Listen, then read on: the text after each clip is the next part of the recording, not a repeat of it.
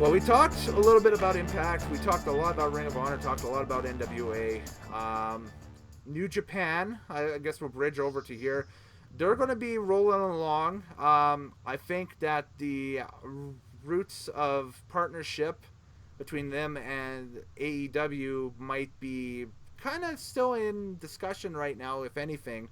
But I think by Wrestle Kingdom, we'll probably get some announcements on some cool stuff that they're going to do. That's just my prediction on it.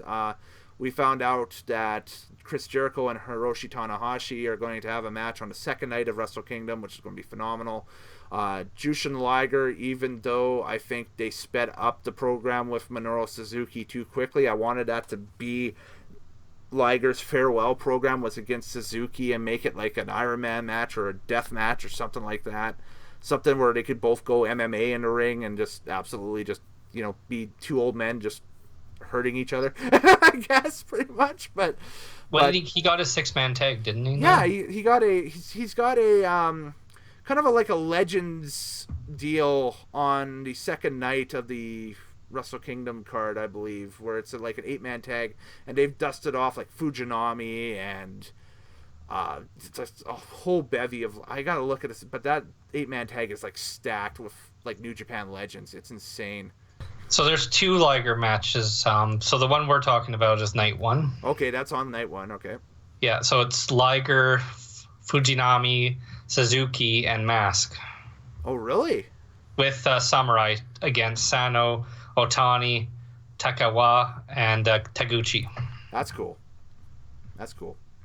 And that's the quote-unquote farewell match with the chance of potentially something being built out of that for a singles match for night 2 that would be his true farewell to pro wrestling, right? So we'll see what happens off that and how that is. If that's a rematch with Suzuki or if it's a maybe something with Fujinami or one of the other individuals in there or something like that, or maybe like an Osprey gives them a crack at the light or the junior heavyweight belt again or something like that one more time, right? But I know they didn't talk about that.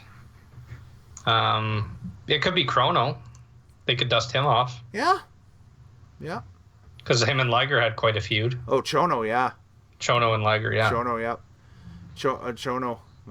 Yeah, Masa, my hero, Chono, as Eric Bischoff would call him. That will be interesting to see how they handle that weekend. That's one of the things I'm really looking forward to. Another thing that I'm really looking forward to, and I'm glad he's back, is Hiromu Takahashi.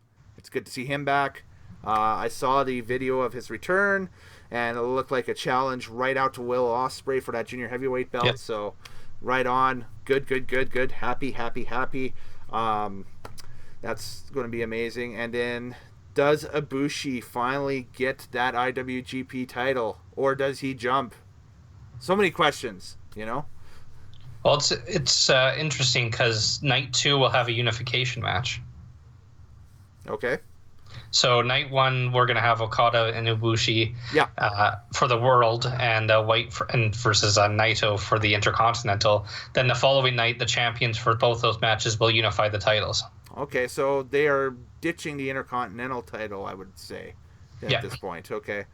Well, that's a sad deal, but let's face it, it was basically Nakamura's belt. And after he left the company, it's kind of just floated around and done whatever. I mean, you gave it to Omega, he's done some stuff. You gave it to Jericho, he wrestled 3 matches with it and then dropped it. And Naito's carried it forever. Naito's carried it forever in a day. You really can't do too much else with it. So, hey, less is more. And you make the U.S. belt your mid-card belt and go from there. I think that's fine. I'm completely cool with it. The only thing I remember about the IWGP Intercontinental belt was how ragged that thing looked. What was it? Wrestle Kingdom. Which one was the one that we got together and watched? Was it 12? The one with Jericho and...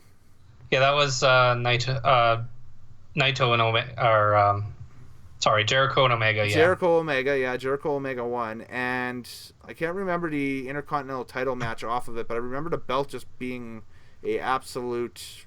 Looked like it was been for the dryer like 20 times or so. That title match was White and Tanahashi. Well, okay, yeah, White and Tanahashi. Okay, yeah. I just remember that belt just being grubby and dog-eared. It's like, this is your biggest show of the year, New Japan, and you couldn't get a new belt? Come on, in time for that? Or is that nuts or what? But yeah, I will not be sad to see the IWGP Intercontinental belt go. I think that's I think it's time to come and pass. And man, this 2-day Wrestle Kingdom is going to be great. And then they're still doing New Year's Dash, I think, right after, are they not? I heard that Dash they're doing is on the 6th this year, yeah. Yeah, I heard they're doing a show, on the 6th, that's 3 days. Hell, that's going to be fun. So we're going to all have to take evening shift jobs so we can stay up at night and go to bed in the morning. I might be using some holiday time there during that week. We'll see what happens. But you get holiday time? Yeah, man. Holiday time, yo. Yeah, those Wrestle Kingdom's always fun to watch. And for now, New Japan's just doing the tag league until we get there. That's pretty cool. Yeah, I know they did just wrapped up. What was it, Power Struggle here? Yeah. A few days ago, and that's where they announced, Jericho coming back and a whole deal and everything. The one downside I really didn't like, and this was just because of the travel issues and that stuff with the tsunami over in Japan and everything like that, was Moxley not being there to defend the U.S. heavyweight belt, and then they had to drop it, and Juice and Lance Archer now kind of being that feud for it. I still would like to see Mox come back and get a kind of redemption shot at it,